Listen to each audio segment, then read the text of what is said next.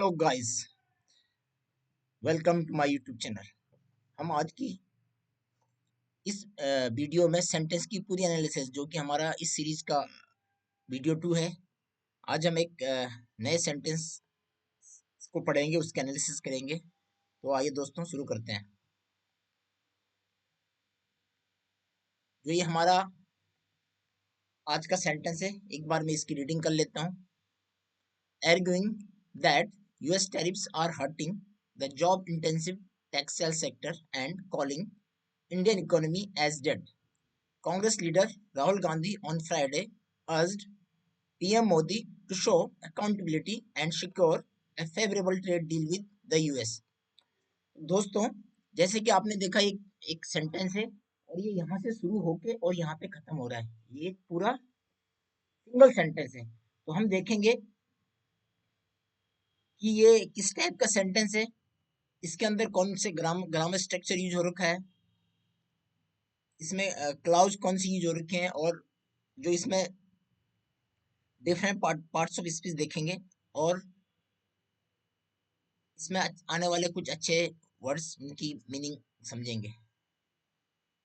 तो जैसा कि हम देख सकते हैं कि एक पूरा सेंटेंस है और हमने जो यहाँ पे रेड कलर से मार्क किया हुआ है वो हमारा सब्जेक्ट है और ग्रीन कलर से हाईलाइट किया हुआ हमारा वर्ब है। तो आप देखेंगे कि जो ये सेंटेंस है ये एक सिंपल सेंटेंस है। जो यहाँ से लेके कांग्रेस लीडर राहुल गांधी से लेके और जो यहाँ हो रखा है यहाँ विद द यूएस, ये एक पूरा ये एक मेन क्लॉज है।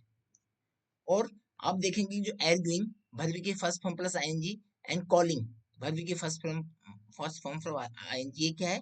ये प्रेजेंट पार्टिसिपल है।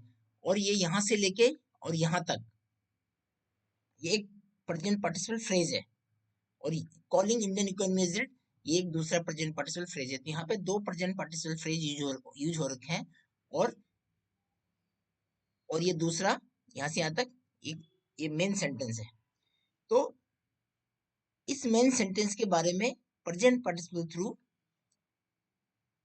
बताया गया है। तो प्रेजेंट पार्टिसिपल हम कब यूज करते हैं? जब प्रेजेंट पार्टिसिपल फ्रेज का यूज होता है जब एक आदमी दो काम करता है कंटिन्यूस एक्शन के लिए, कि उसने ये करते हुए उसने ये किया। तो यहाँ पे जो राहुल गांधी है इसने बोला दो चीजें की, एक आर्ग्यू किया, तर्क दिया या दलील दी, और दूसरा उसने इंडियन नेवी को डेड कहा। ये कहते हुए फिर उसने एक और काम किया। तो इस टाइप के स्ट्रक्चर होते हैं, ऐसे में प्रेजेंट पार्टिसिपल का यूज करते हैं। पर यहाँ पे हमें एक और चीज देखनी है कि यहाँ एर्ग्यूइंग क्या है? एर्ग्यू क्या है? प्रेजेंट पार्टिसिपल है। और क्योंकि अंदर से क्या है? एर्ग्यू अंदर से वर्ब है, तो प्रेजेंट पार्टिसिपल अपने बाद ऑब्जेक्ट भी ले सकता है। तो यहाँ पे बताया गया कि एर्ग्यूइंग, क्या एर्ग्यू किया? एर्ग्यू व्हाट? तो ये यहाँ से लेके यहाँ तक ये उसका क्या है? यहाँ से लेके यहाँ तक उसका ऑब्जेक्ट है। वर्ब अपने बाद क्या ले सकती है? ऑब्जेक्ट भी ले सकती है। तो बस यहाँ पे स्ट्रक्चर की बात है कि प्रेजेंट पार्टिसिपल के साथ इसके अंदर एक ऑब्जेक्ट के रूप में क्या लिया इसने? वो एक सेंटेंस बना के बताया गया। और वो क्या है? अपने आप में एक नाउन क्लॉज है। ऑब्जेक्ट क्या होगा? नाउन होगा। तो जब एक सेंटेंस है तो सेंटेंस क्या होगा? नाउन क्लॉज होगा। तो इस प्रेजेंट पार्टिसिपल के अंदर क्या है? हमारा एक नाउन क्लॉज भी है। बट इस सेंटेंस को हम क्या बोलेंगे? सिंपल सेंटेंस ही बोलेंगे, क्योंकि ये जो पार्टी है एर्ग्यूइंग का ऑब्जेक्ट है, पर ये इस सेंटेंस से डायरेक्टली कनेक्टेड नहीं है। इस सेंटेंस में कनेक्टेड क्या है? एर्ग्यूइंग। तो इसको हम कॉम्प्लेक्स सेंटेंस के स्ट्रक्चर नहीं बोलेंगे, क्योंकि प्रेजेंट पार्टिसिपल के साथ हमारा सिंपल सेंटेंस का स्ट्रक्चर यूज होता है। अब आगे इसकी मीनिंग देखते हैं। एर्ग्यूइंग क्या दी बोला? एर्ग्यूइंग दैट, क्या एर्ग्यूइंग किया? कि US tariffs are hurting the job intensive textile sector, कि जो अमेरिका ने जो शुल्क लगाया वो क्या कर रहा है? जॉब इंटेंसिव टेक्सटाइल सेक्टर को, जो जॉब इंटेंसिव का मतलब होता है ऐसा सेक्टर जो कि श्रम प्रधान होता है, जिसमें कि बहुत सारे जॉब होते हैं। ये जॉब इंटेंसिव कपड़ा उद्योग को, नौकरी आधारित जो कपड़ा उद्योग को क्या कर रहा है, नुकसान पहुंचा रहा है। कौन? जो अमेरिका का जो टैरिफ है। ये ऐसी दलील दी, क्या दी? ये दलील देते हुए, आर्ग्यूइंग मतलब दलील देते हुए, और कॉलिंग इंडियन इकोनॉमी, और भारतीय इकोनॉमी को क्या करते हुए, भारतीय इकोनॉमी को मरी हुई अर्थव्यवस्था बताते हुए राहुल गांधी ने ये दो काम किया। और इन दोनों को काम को करते हुए फिर उसने क्या किया, ये करते हुए कांग्रेस लीडर जो राहुल गांधी जो कि क्या है, कांग्रेस के नेता हैं, उन्होंने, ये इसका सब्जेक्ट है यहाँ से यहाँ तक जो मेन क्लॉज है।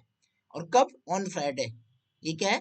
Adverb of time, adverb of place बता रहा है कब और क्या किया, अर्ज किया। अर्ज मीन्स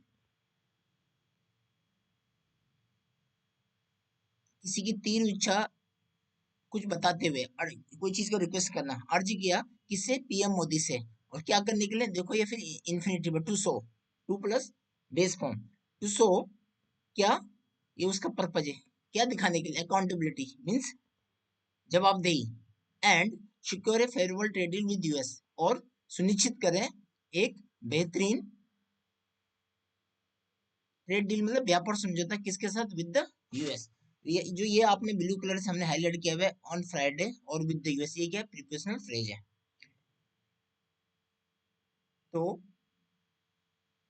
कांग्रेस लीडर राहुल गांधी ने शुक्रवार को पीएम मोदी से क्या किया? पीएम मोदी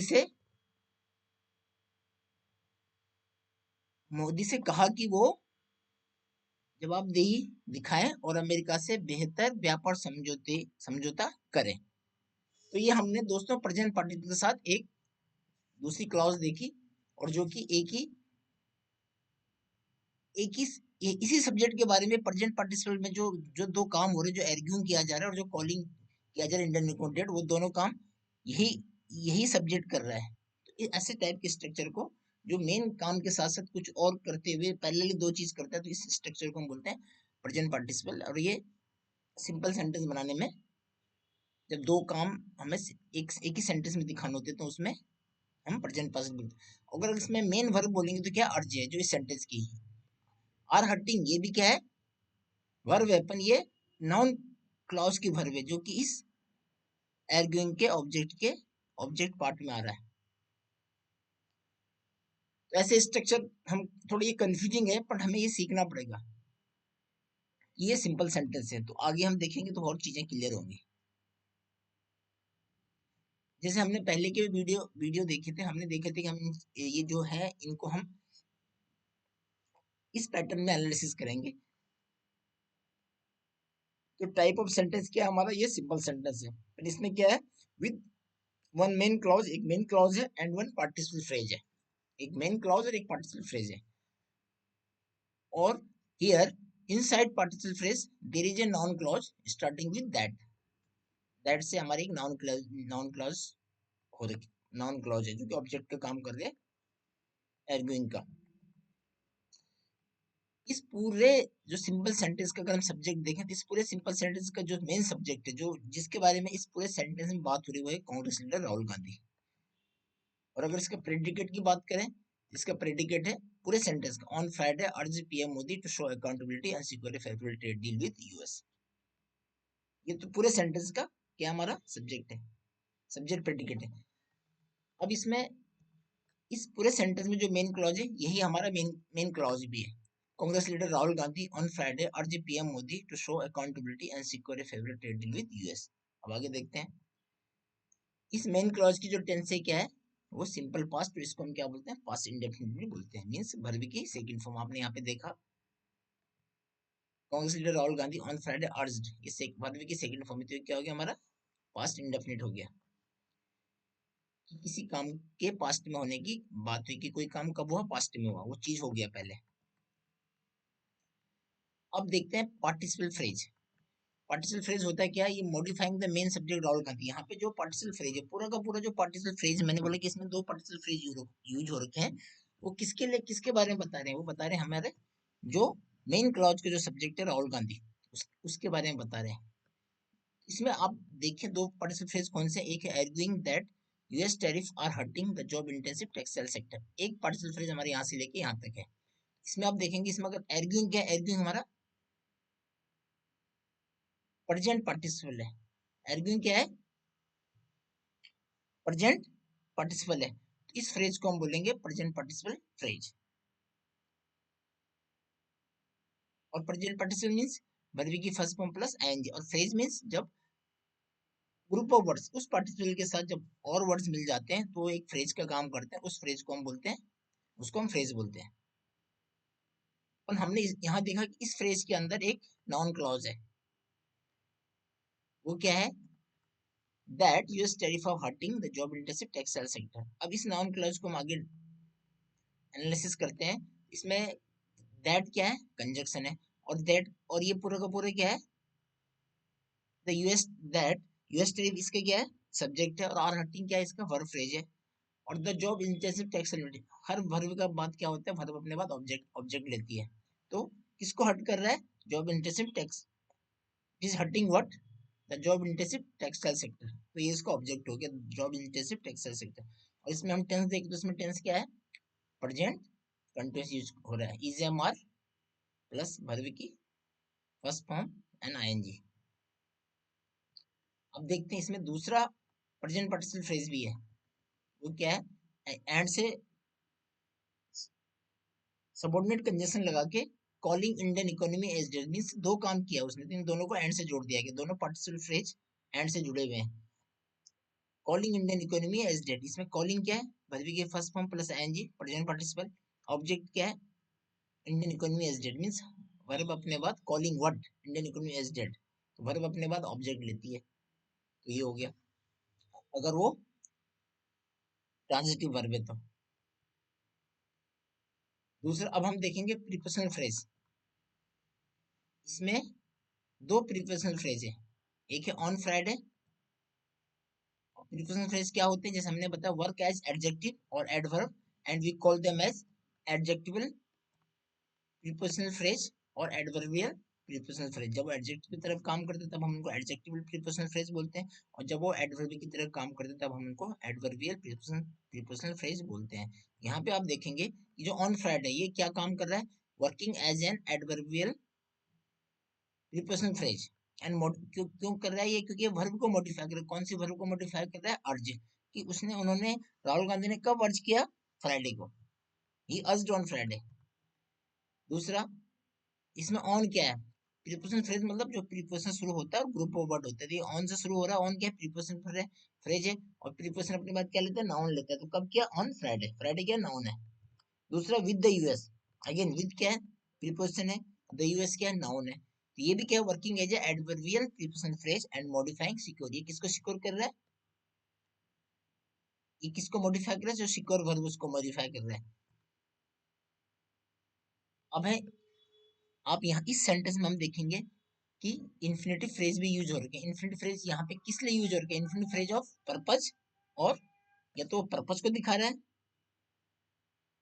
वर्ब के बाद, या फिर वो ऑब्जेक्ट कंप्लीमेंट, या वो किस लिए वर्ब का क्या हो रखा है, जो ऑब्जेक्ट कंप्लीमेंट यूज हो रखा है। अब आप यहाँ देखेंगे to show accountability, to show accountability, तो टू शो यहाँ पे क्या है, इन्फिनेटिव, इन्फिनेटिव वर्ब है, और अकाउंटेबिलिटी क्या, ऑब्जेक्ट है, ऑब्जेक्ट ऑफ किसका है, क्योंकि वर्ब अपने बाद क्या लेती है, ये इन्फिनेटिव है पर अंदर से ये वर्ब है, तो ये भी ऑब्जेक्ट ले सकती है, ये क्या है, ऑब्जेक्ट है।